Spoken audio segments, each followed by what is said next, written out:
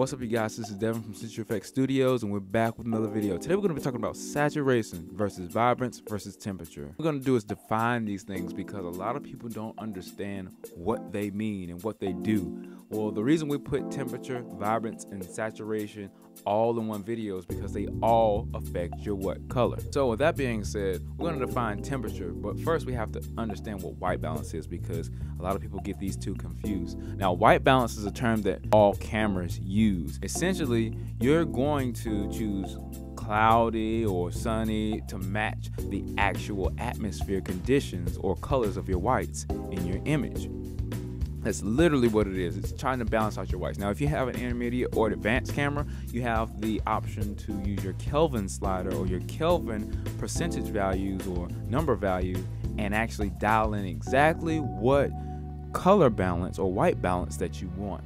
Now, with that being said, temperature is a little bit different, especially when it comes to editors like Lightroom and Aperture, so on and so forth, because temperature will change depending on what file type you have. With that being said, we're going to define what temperature is. Now, in Lightroom, temperature is a slider that can actually change the balance, color balance of your image, or completely change the temperature of your image. You see what I'm saying? So you can essentially change it just a little bit, or you can change it a lot. Now, depending on if you took your image raw or JPEG, will depend on how much wiggle room you have on the actual color balance, or the white balance, or temperature, so to speak.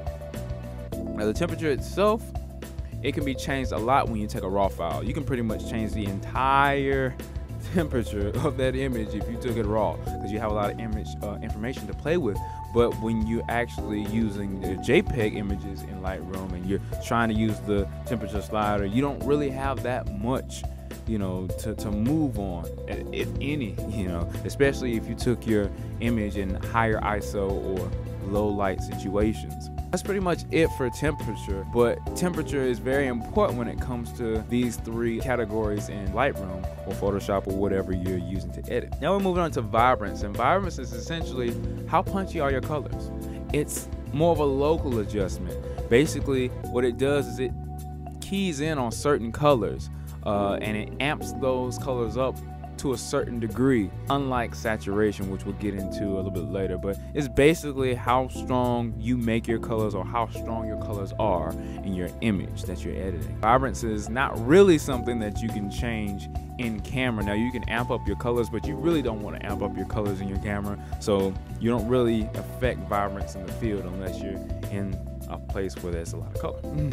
Last but not least, saturation. How much color do you want to add or subtract in your image is how this is defined. Now, the reason I define this that way is because saturation is not only just amping up your colors, but if you take that dial and you dial it all the way down in Lightroom, you can actually get rid of all the colors. So it is a very, very strong slider, and it's probably one of the harshest sliders you will ever use in Lightroom or Photoshop because of how much it has to do. It has to be able to, from the bottom of the slider, take away all the color, and then from the top of the slider, add all the colors and amp it up way more than it originally was.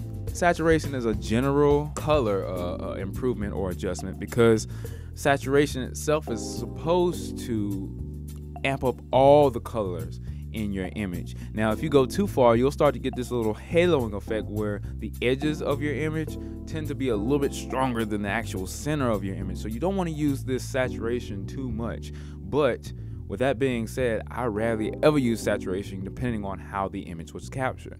Now, it's a difference between JPEG and RAW files. Now, RAW files, you have the ability to actually fine-tune and adjust your image how you want to, but with JPEG files, they're baked in. They're already processed. So when you hit that saturation, you know, slider, it will just jump up.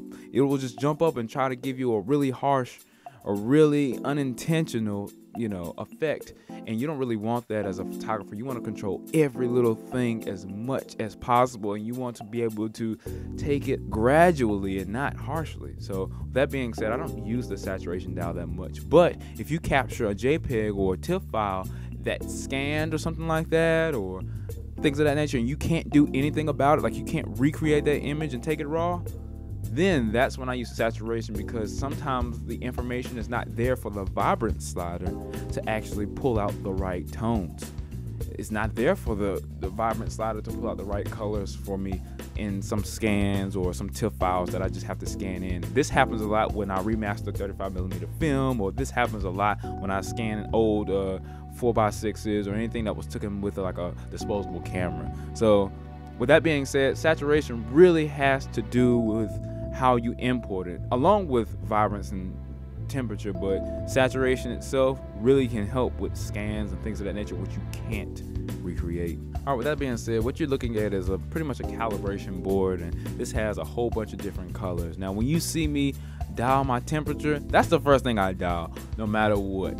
Now, I dial my temperature first, and there's a reason why Lightroom put it first, because that's pretty much the first thing you want to do. Dial your temperature how you want to, because everything else, every other slider is pretty much going to be dictated by what temperature that you dictated for that image. With that being said, you don't want to go too far, you don't want to go too cold, you just want to get it just right. Now, there's a little bit of a threshold with temperature because every place pretty much has a whole bunch of temperatures, and they just kind of mix into one temperature depending on where you capture your image.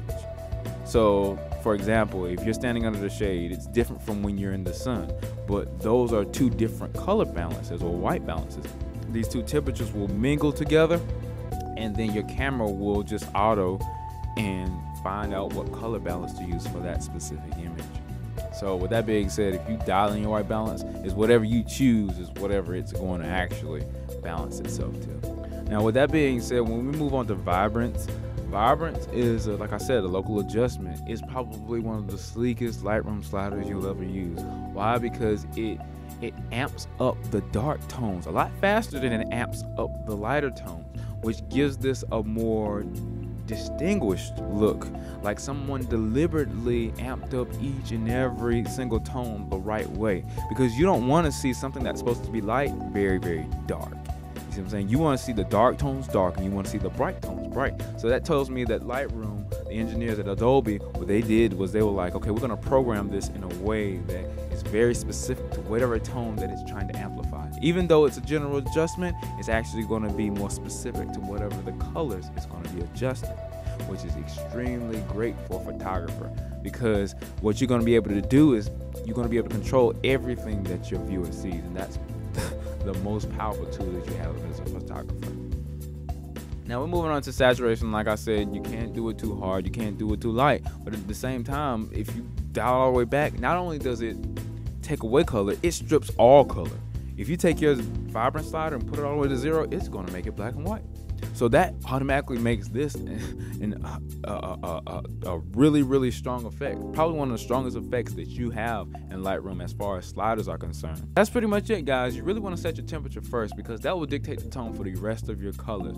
Now, if you take your image in the field wrong, none of this really will apply. So if you're taking this picture at 3000 and it's really sunny outside, you probably wreck your color balance.